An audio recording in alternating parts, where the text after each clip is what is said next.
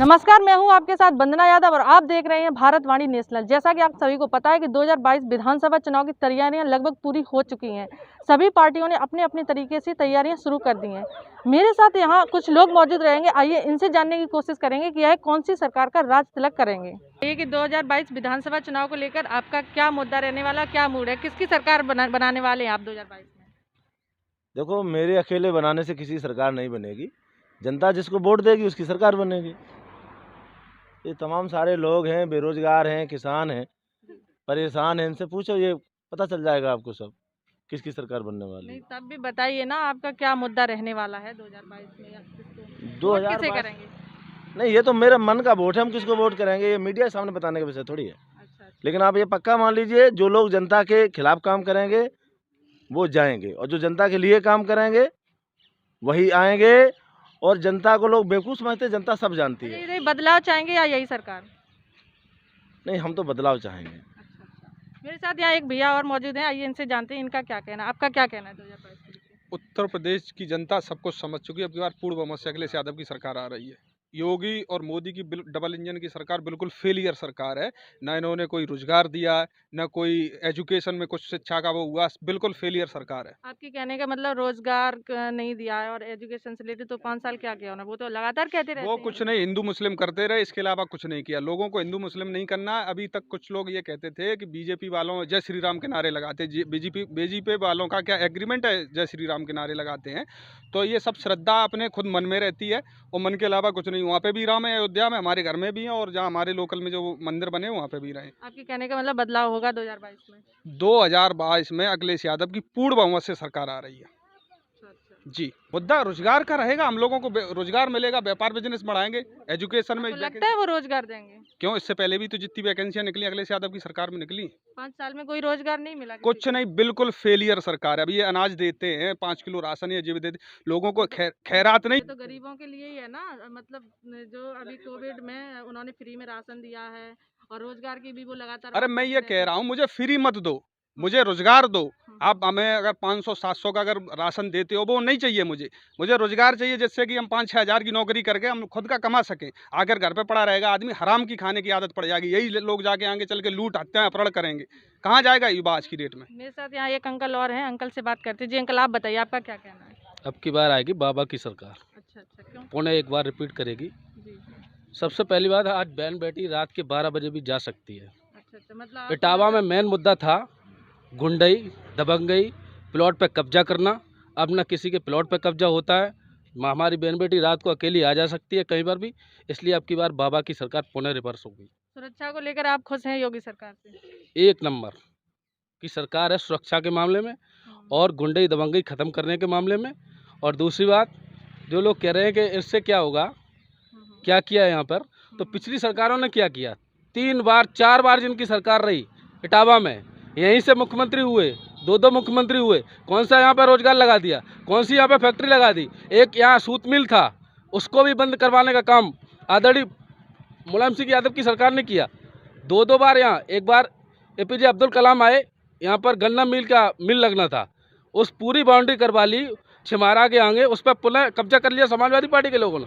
क्या किया अभी ये भैया ने बताया कि 5 साल में कोई रोजगार नहीं मिला है, और आप कह रहे हैं कि रोजगार दिया गया है, तो इनकी बात का जवाब? पिछली सरकार में सारे पूरे गांव में किसी भी चले जाओ, सब गांव में DM मिलेंगे, SP मिलेंगे, हर गांव में। पिछली सरकारों में लिस्ट लगती थी, लिस्ट, और शिवपाल, माननीय रामपाल, तमाम लोगों की, और वो फिर बाद में क्या होता था, अगर SP अपनी मर्जी की लगा दे, फाड़ दिया। आज ईमानदारी से भर्ती हो रही है। जिस गांव में जो लड़के लगे हैं वो ईमानदारी से लगे, अपने दम पे आए। मेरे गांव के भी 2 लड़के लगे हैं, पूछ लीजिए। अंकल कह रहे हैं भर्ती तो हुई है 5 साल में लगातार। ये कुछ लोग भर्तियाँ जो हुई हैं, भर्तियाँ ऐसी हुई हैं, अभी टीचरों की 69,000 की भर्ती हुई।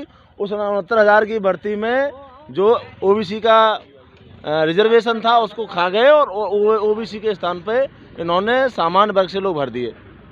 ये सरकार जो है बिल्कुल भी जो सामाजिक समता की बात केवल करते हैं, ये बिल्कुल नकली राम भक्त हैं। इनकी बातें नकली हैं, इनके वादे भरे भी हैं। और अभी हमारे भाई साहब बात कर रहे थे कि रात में बेटियां कहीं भी जाएं, बेटियां सुरक्षित है। अभी चंद दिनों की पहले की बात है, हाथरस में क्या हुआ भूल गए, नोएडा में क्या हुआ भूल गए। हाथरस मुद्दे की बात कर रहे हैं भैया, हाथरस मुद्दे, हाथरस को लेके चल रहे हैं आप। अगर हमारे यहाँ बहन बेटियाँ सुरक्षित नहीं होती, भाजपा में बहन बेटियाँ सुरक्षित नहीं होती, तो स्वामी प्रसाद मौर्य सपा में चले गए, उनकी बेटी भाजपा में है, अदिति के पिताजी कांग्रेस में है, अदिति हमारे पास आ गई कांग्रेस छोड़ के। वो भी कुछ दिनों बाद समाजवादी विचारधाराओं का, उसमें सब समाजवादी विधुना से जो विधायक हैं वर्तमान अभी, उनकी बेटी हमारी पार्टी से चुनाव लड़ रही। अगर बेटियां सेफ नहीं होती तो हमारी पार्टी में क्यों आती? वो हाथरस वाली वो बेटी जो कांड हुआ था, मतलब उस पर क्या कहना? उसमें कुछ नहीं, कुछ लोगों ने राजनीति की, वहाँ कुछ नहीं गड़बड़ हुआ था। वो सवाल इनसे मत पूछियो। मेरे साथ कुछ नहीं हुआ। नहीं, वहाँ की जो घटना हुई थी वो मिलने नहीं दिया, उसके परिवार वालों को नहीं मिलने दिया, मिट्टी का तेल की जो लड़की थी उसको ना रात में मतलब बिना घर वालों की परमिशन से जला दिया गया, होटल में ही मार दिया। अगर वहाँ के प्रशासन ने ऐसा किया है तो वो गलत किया है, लेकिन इसमें बहन बेटियां सुरक्षित हैं, ये 100% सुरक्षित है, रात में आ जा सकती हैं।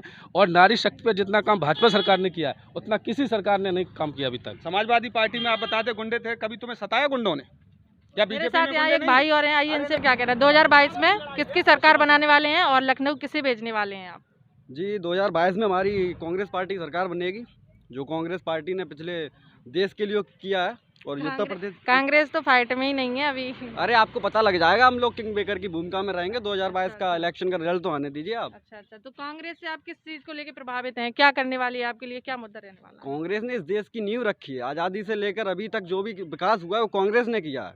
और ये एक जो सरकार है, जो गोडसेवादी सरकार है, जो गांधी परिवार की तरह विरोध करती है, देश विरोधी सरकार रही है। मैं इनके लिए एक शायरी पढ़ता हूँ, जिनको आज़ाद कराया था हमने वो गुलाम बनाने चले, जो अंग्रेजों के तलवे चाटा करते थे वो देशभक्ति सिखाने चले, और जनता ने क्या सौंप दी सत्ता की चाबी तुम्हें, तो तुम उस गांधी को देश को गोडसेवादी बनाने चले।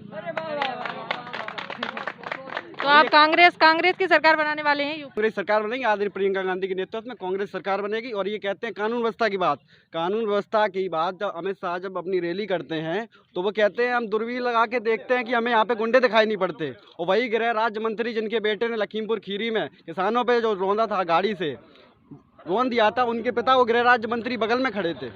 वो कह रहे हैं दूरबीन लगा के यहाँ पे गुंडे नहीं दिखाई देते हमको। अच्छा, नहीं तो आपको सीएम चेहरा कौन है? वो तो अभी तक पता ही नहीं है कांग्रेस का सीएम का चेहरा कौन है। आपको प्रियंका गांधी जी के अलावा कोई दूसरा चेहरा दिख रहा है क्या? वो उनके तो नेतृत्व में चुनाव हो रहा है, अभी उन्होंने सीएम जब हो जाएंगे तो वही हमारा जो विधायक जीत के आते हैं वो हम लोग के। चलिए बढ़िया है, आप कांग्रेस से प्रभावित हैं, कांग्रेस की सरकार बनाना चाहते हैं। ये एक भाई और हैं, आइए इनसे जानते हैं। भैया आप बताइए आपका क्या? जी मैं बनारस में स्टडी करता हूँ, तो मैंने देखा कि जब मोदी जी गए थे दौरे के लिए तो वहाँ पे बनारस कॉरिडोर में पता है कि जितनी रोड गंदी है, मैंने पूरी यूपी में देखी, उतनी बनारस में देखी, सारी गड्ढा मुक्त रोड। बनारस से तो मोदी जी सांसद है ना? नहीं तो वहीं तो की बात कर रहा हूँ मैं, वहाँ पे खुद था, स्वयं मैं वहाँ पढ़ रहा हूँ, तो वहाँ पे मैंने देखा जी कि मोदी जी के आने से पहले जब आए थे मोदी जी वो तो कॉरिडोर के लिए, तो उसमें गड्ढा तुरंत भरेगा। उसके बाद वो गड्ढे ये मान लो कि मोदी जी के आने के लिए वो तालबेट बिछवाएगी, और वो क्या नाम रविदास पार्क है वहाँ पे सिर्फ दिखावे के लिए वो मोदी जी ने सिर्फ उनके 2022 में क्या 2022 के लिए क्या मूड है आपका? 2022 में फुल बहुमत से सपा सरकार आएगी। हाँ।